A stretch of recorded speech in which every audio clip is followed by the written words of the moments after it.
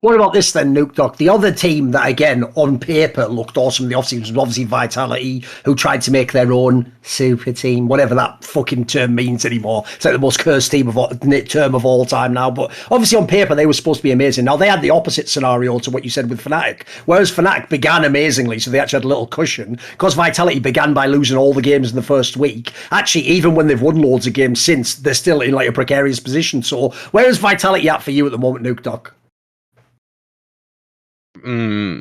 I think they are okay. I think their individual kind of superiority to over other teams is kind of overblown a little bit, I think. So, and they tried to play around top, and they actually managed to win a game through top. Not many EU teams can do that, by the way. So that was impressive. But I think they are okay. They're of course really hit or miss. I think there's definitely a chance that they could not make playoffs. I think. But just with the record there is, yeah, for sure. They've already lost 7 games if people don't know. Yeah. So for me, I think they're okay. I don't think they're gonna win. I don't think they. I don't actually think they have. I actually don't think they're gonna win the split. What do you think about where? What about you think about where Perkz is at? Because listen, the last few weeks haven't been great, but if you went to the middle part of this, like if you went to like week 2 to 4 or whatever, he was looking awesome. It looked like he rediscovered his whole game. Yeah, I think Perkz is very good, but I also think that I think all the top teams have pretty good mid laners. So, like I think that I don't see like him getting like a huge advantage from that. But I do think he plays well. I mean, of course, this weekend he tried to play for the team. Like he tried to just roam and gank the side lanes, and they managed to win one game like that, and they lost the other game. So for me, it's hard. I think he plays well, and I think he's versatile. He can play multiple styles. So yeah, I don't know. Just it seems pretty good. I think seems pretty good, but not like I don't see at the moment like being a huge advantage when facing other top teams. I have Monte, I feel like really strong opinions. Yeah, good. Because the thing is, I was going to say, this is a team, right? This is another team. I don't want to hear any of that jazz of like, well, it's all right. There's no all right. You made a team like this to win LEC and to go to Worlds. Like a team like this has to have huge expectations, Monte. So give me your thoughts on this one. There's got to be some problems with this squad. I think this team is pathetic for what the caliber of this roster is. I think that their early game is tragic. It looks I have no idea what is going on with their communication, but they're not even really. It feels like they're not even communicating basic things to each other. Because they get cross-mapped super easily by other teams. I mean, we can talk about the game you guys played against them last week, because I rewatched that game before the show today, Nukeduck, and like you guys picked them apart when they had a huge early game advantage because they just did stupid shit on the map for the first 20 minutes of the game. It's I think that game. Well, I think that game. I have no idea what they were doing. Like we were like ready to lose, you know. We were so behind, and I didn't like. I don't know what they did, to be honest. So yeah. There's yeah. I mean, they had a huge advantage in the bot lane early that they completely threw away through what felt like random plays that you just cross mapped them on, and then you managed to get.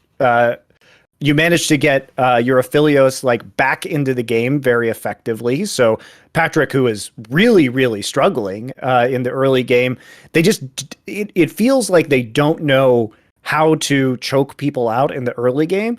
And where they've been winning games is because they can team fight okay in the late game, and they've picked compositions that allow them to scale, and sometimes they're able to kind of clutch it out.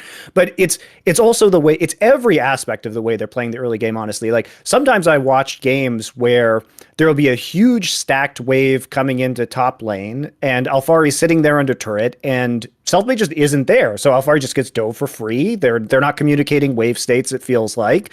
They are unwilling to snowball their advantages. Like when they got that lead against you guys, Carzzy and Labrov were just like going random places on the map for no reason. It felt like they just abandoned the lane, and then they were swapping their solo laners between mid and top lane based on like what felt like very weird recall timings.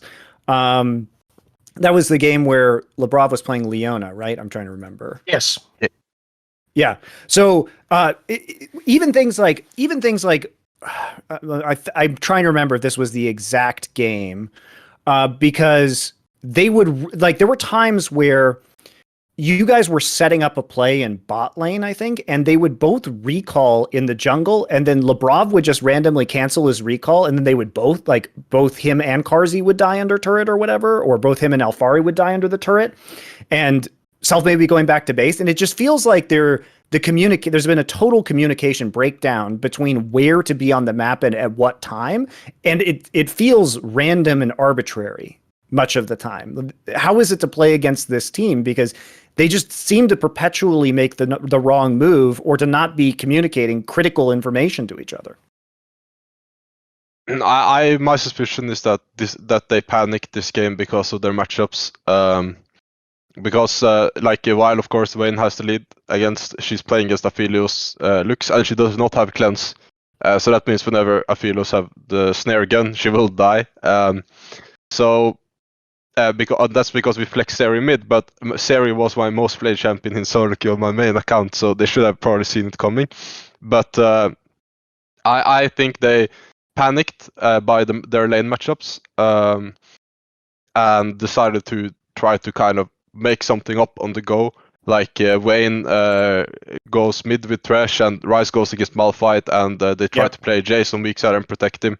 And they kind of just cooked it up on the fly, I think, because they were so worried about their bot lane matchup, and they might have also been worried about top matchup because while they were ganking us, because we ganked top early and we killed him and he used flash, while they were ganking us bot and mid.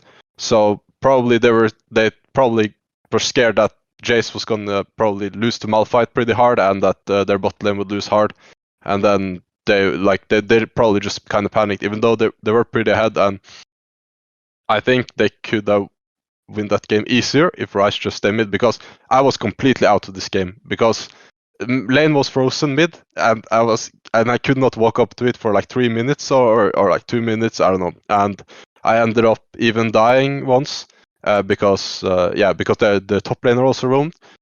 So I think if they would have played normal, Ryze could have had maybe 40 CS lead mid against me at 10 minutes, and he could try to salvage the side lanes with his prio and roam with the jungler. I think it would have been a better idea. But I think they just got a bit dizzy from the matchups. They probably thought it was a really bad situation, and they just wanted to try something else. Yeah, it's a great concept that LEC should bring in. You know that famous advert style, Monte, the Maybelline one back in the day, where they would have some 90s boomer actress, and they'd go, maybe she's born with it, maybe it's Maybelline. Spoiler, it was always just computer graphics. It was always just computer graphics. But okay, but sadly, the joke would be, it's a shame you can't concrete graphics your face, but in the future, that will happen. When everyone walks around with these fucked up dystopian, fucking metaverse implants, you'll just have a permanent filter on your wife, so she'll just look twice as good looking, won't she? So you'll be able to cope with your lifestyle. But anyway, what they should do is a version like that. It's a feature for LEC. And the question is it OP or is it OPGG? There's the partnership you need to do. Because the question is, was the champion itself actually OP, or did Nukeduck just play 30 games of it? That's basically what you need to know with any sort of single pixel. I think that's a straight fire partnership. Hit me up if you want to get that one going, Yeah, I'm just fast forwarding through this game now, Nukeduck. It's just they're in your topside jungle, Carzzy and Labrov just farming at 6 minutes into the game, and you would think these lane swaps would have resulted in win Herald spawns, them getting Herald, but your team basically just gets free kills on Alphari because there's no objective for them to take on the top side of the map when they have control, and then you guys just then get the kills and then rotate top and then just shit on them at the Herald, take the Herald, and then snowball a gold lead.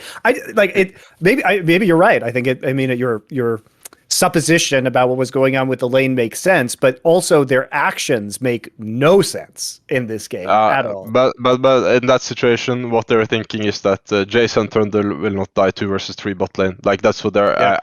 I'm fully sure that that's what they think, and I think there is almost no other champion than Aphelios that can like kill them there, because they're top laner and jungler under a turret, and they're getting died by our support jungle and ADC straight up double killed in a dive cleanly. Yep. So I think they also did not expect this situation to happen, and I think there is also, I think just like Mark, Mickey, and Patrick play that really well. And yeah, sure. I think I don't think a lot of like support AD jungle like a trio would have actually dived them there and killed them both. I think very few I think it was an irregular play for them. I think they don't saw it coming, and I think it was actually completely insane that they recognized that they can make that play. I think it was really good.